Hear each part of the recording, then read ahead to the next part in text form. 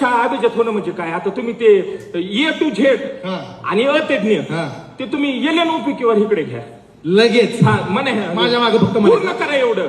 LMN पुढं मोठ्याने Z पर्यंत म्हणायचं. LMNOP.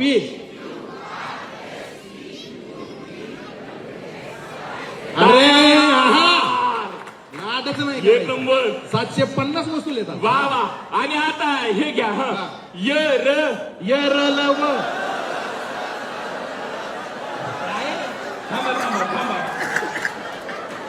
बरोबर आहे ना? मराठी शाळा अभिजात झाल्या पाहिजे ना? आपली यरलव शशवळ हळकळ